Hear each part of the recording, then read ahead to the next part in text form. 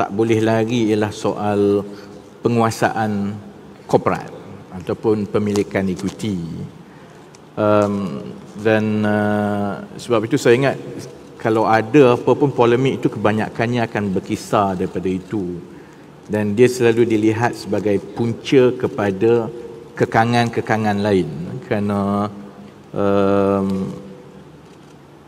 mentaliti kita ialah kalau kita memiliki sesuatu maka kita akan mengawal sesuatu. Bila kita mengawal sesuatu, maka itu membolehkan kita membuat keputusan-keputusan yang boleh membantu penyertaan ekonomi Bumiputera.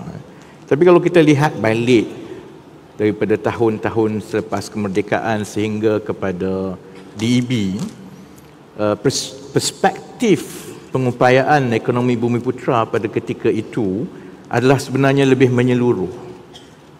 Fokus ialah untuk mengurangkan kemiskinan, contohnya. Dan mengurangkan kemiskinan dilihat secara menyeluruh sebagai sebuah negara. Kemudian fokus satu lagi ialah untuk membolehkan ataupun memisahkan identiti fungsi ekonomi dengan kaum, supaya itu membantu juga membina perpaduan negara dan membentuk satu masyarakat yang bernilai kebangsaan. So I think over the years, sementara selalunya fokus kepada pemilikan equity, tetapi kita juga kena kembali kepada perspektif asal itu. Bahawa perspektifnya ialah sebagai sebuah masyarakat yang berbilang kaum, dengan Bumiputera sebagai kumpulan yang paling besar, pemerkasaan ekonomi Bumiputera ini perlu dilihat juga dari segi pencapaian-pencapaian yang lain. Dan kerajaan daripada 1957 telah meletakkan dasar-dasar tertentu. Ada yang sebenarnya telah berjalan dengan baik. So I think we can't lose that perspective. Kalau kita nak merancang ke peringkat yang seterusnya, kita kena ambil dan garap beberapa perkara yang telah berjalan dengan baik. Penghapusan kemiskinan tegar sebenarnya jalan dengan baik. Pendidikan dan pengupayaan sosioekonomi Bumiputera melalui pendidikan, sebab itu kita ada banyak institusi pendidikan, telah berjalan dengan baik. Dan hasilnya, selepas 3-4 dekad, kita sebenarnya mempunyai satu kumpulan profesional yang ataupun middle class yang paling besar dalam negara ini. Kalau kita lihat kepada kejayaan dasar-dasar daripada 60-an, 70-an, 80-an, 90-an, negara telah berjaya melahirkan kumpulan kelas menengah, middle class Bumiputera yang paling besar berbanding dengan bangsa-bangsa atau kaum-kaum lain. Ini yang saya ingat bila kita cuba nak kaitkan balik dan tanya kenapa polemik ini berterusan sedangkan banyak sumber bantuan dasar telah dibuat, tetapi kita masih lagi belum berjaya mencapai pemilikan equity 30% yang disasarkan tahun 1970 dulu.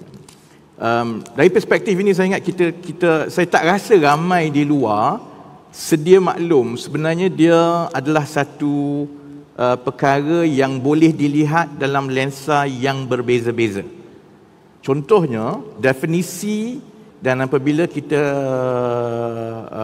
ambil kira setiap satu syarikat itu, definisi Bumiputera sekarang ini ialah pemilikannya itu majoriti Bumiputera ataupun organisasi mandat Bumiputera sahaja. Jadi mana-mana yang berkaitan dengan kerajaan, yang itu tidak dikira sebagai Bumiputera. Jadi kalau di bawah syarikat-syarikat yang dikawal oleh institusi yang dimiliki oleh kerajaan, contohnya Khazanah, contohnya Petronas, contohnya di bawah KWSP, semua syarikat-syarikat ini sebenarnya tidak dikira sebagai Bumiputera, dan itu yang bila kita kata 17% pemilikan Bumiputera itu dia mengambil kira hanya yang di bawah PNB contohnya kan. Jadi sudah tentu sebab itu saya ingat kita perlu melihat soal pemerkasaan Bumiputera ini dengan lebih luas kerana kita tak boleh terikat kepada soal pemilikan equity semata-mata kerana dia juga bergantung kepada definisi. Dan kalau kita tukar definisi sedikit, maksudnya dia mula mengambil kira syarikat-syarikat lain, maka angka itu akan berubah-ubah daripada satu zaman ke satu zaman. Itu satu perkara. Yang keduanya, pasaran juga sekarang ini semakin berubah yang mana lebih ramai pelabur atau pemegang saham memilih untuk menggunakan syarikat nomini. Jadi oleh kerana undang-undang kita membenarkan syarikat nomini, jadi sebab itu dari satu tahun ke satu tahun, memang ada risiko kalau kita melihat kepada soal pengupayaan Bumiputera disamakan dengan pemilikan equity semata-mata, ada risiko yang dari satu tahun ke satu tahun dia semakin menurun. Sebab lebih ramai yang memilih untuk menggunakan nomini. Contohnya kan.